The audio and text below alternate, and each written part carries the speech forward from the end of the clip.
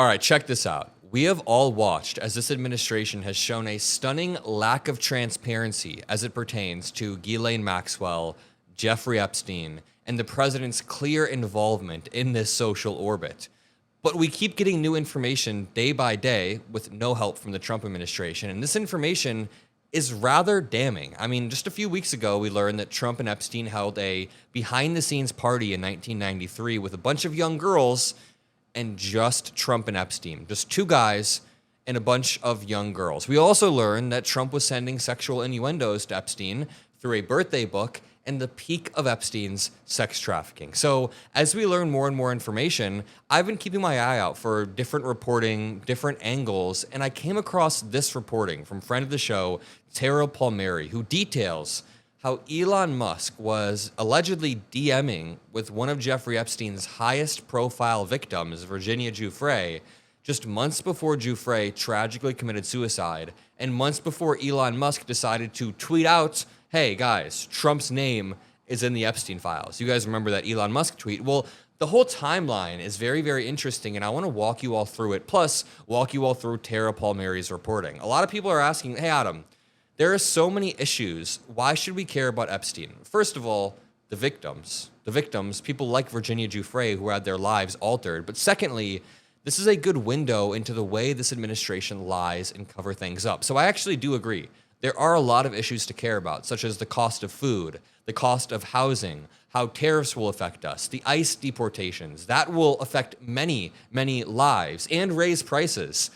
But I think the Epstein case is a window into the way the Trump admin covers all of this up. So when Trump lies about who pays the tariff and says that other countries pay the tariff when actually we do, he's covering up in the same way that he covers up the files, in the same way that he covered up his little health scare, and he covered up the fact that the the bombing of Iran was not successful at all. The point is, this admin covers everything up, and we have to keep our foot on their neck, metaphorically. So make sure you're subscribed to the Adam Mockler channel below if you appreciate the reporting. I'll link Tara Palmieri's original report below as well, so you can go check it out. But let's just back up, and let's just start from a few months ago.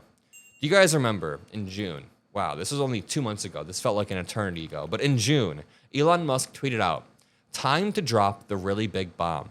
At real Donald Trump is in the Epstein files. That is the real reason they had not been made public. Have a nice day, DJT. We then got reporting from the Wall Street Journal that the Justice Department actually sat Trump down in May, so before Elon Musk sent this post. They sat Trump down and told him that his name is among many in the Epstein files. So this makes it so much more believable. Elon Musk is sitting there reporting, hey, Donald Trump is in the Epstein files, and that's why they won't release him. He said this in June.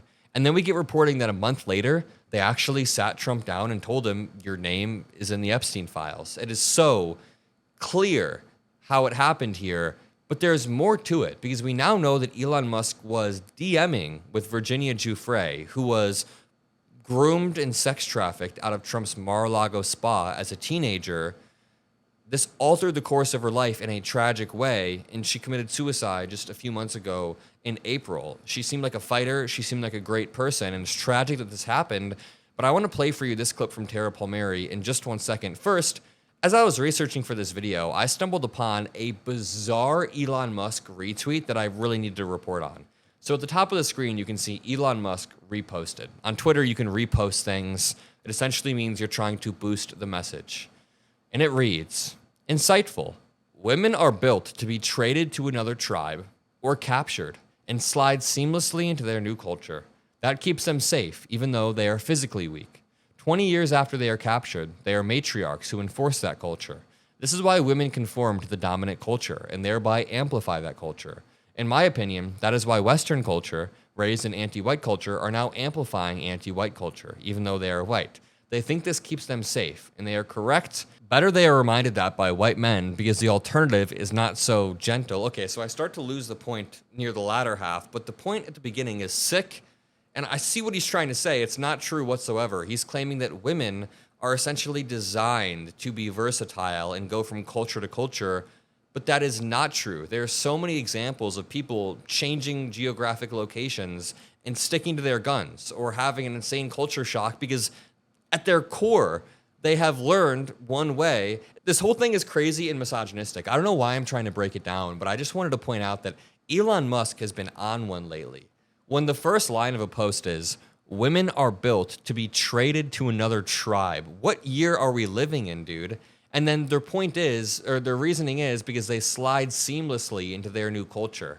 It's also just implying that women are docile and have no agency. Like, I know so many women where if you plucked them out of America and put them into a different culture, they would not just immediately acclimate. They would put up a fight and say, listen, I want to go back home. Like, this is just so absurd. And this brings me on to the reporting from Tara Palmieri. It started off with this segment on the Don Lemon show when Tara Palmieri was talking to Don Lemon about Virginia Giuffre. Take a listen. But she was at least hopeful that the administration would do the right thing because Epstein was arrested during his first term.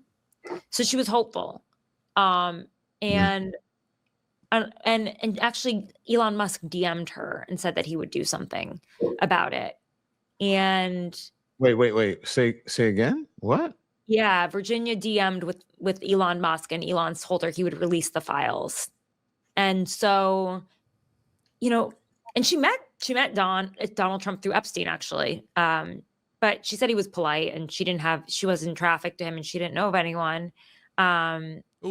She wasn't trafficked by Trump. I'm glad that we cleared that bar. But like overall, Elon Musk DMing Virginia Giuffre in and of itself isn't crazy, but the implications there are kind of wild. So Elon, while in a governmental position, I'm taking it, I'm assuming this was a few months back, while Elon was in this governmental position, he was DMing with people promising the release of files that we now learned apparently don't exist. I have another clip of Tara Palmieri, but this call sheet prediction market reads, will the government release any previously unreleased footage of Jeffrey Epstein's jail cell this month?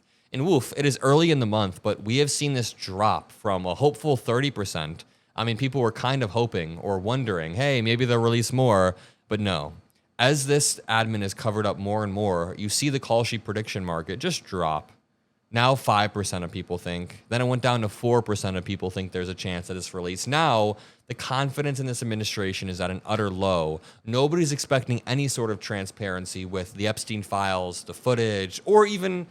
why did Elon Musk know all of this? Why did Elon Musk promise he was going to release the files? Let's watch more reporting on this. This video will be linked in the description. She did mention to me that she had previously sent direct messages with Elon Musk, that they were communicating on X, and that he promised to release the files too. Well, he didn't, as we all know. Instead, he weaponized them using the case against Trump. And here we are with Virginia ending her life and Ghislaine Maxwell inching towards clemency. And the right, which once so loudly was invested in this story, has lost all interest. And it's all become political theater. And the victims are just the pawns. This is not the ending that Virginia imagined, and I know she would be so heartbroken to see it. The victims are once again being left in the dark by the Justice Department, just like they were in 2008 when they brokered this secret non-prosecution agreement behind their backs, dropping Epstein's federal crimes from 60 to 0. He got a little over a year in county jail with work release, a slap on the wrist, a state crime, a sex offender. But more importantly, that sweetheart deal protected co-conspirators named and unnamed from future prosecution, and that included Ghislaine Maxwell. And now the victims fear history is repeating itself, that Maxwell is going to get off again. She's already been moved from a federal prison to a prison camp, not a place for a sex offender. According to ABC News, she's telling a story that protects the current administration, saying that Trump did nothing wrong. Okay, then release the files. Release the files. Great reporting from Tara Palmieri. And the broader point here is, why was Elon Musk going around promising victims that he was going to release the files if he had no clue whatsoever if the files existed or what they said? There seems to be an implication that Elon Musk knew something or saw something, and that's why he tweeted out, hey guys, Donald Trump is in the Epstein files. We even have this.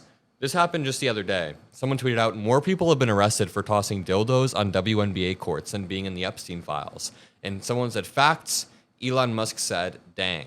About once a day, he sends out like a snarky tweet about how the Epstein files haven't been released, and this was his for yesterday. And yes, that has been happening. Dildos have been thrown on WNBA courts. I will leave it there. If you guys want to see us in Omaha, Nebraska, live in action, I'll be hosting a panel with Senator Elizabeth Warren and Representative Maxwell Frost.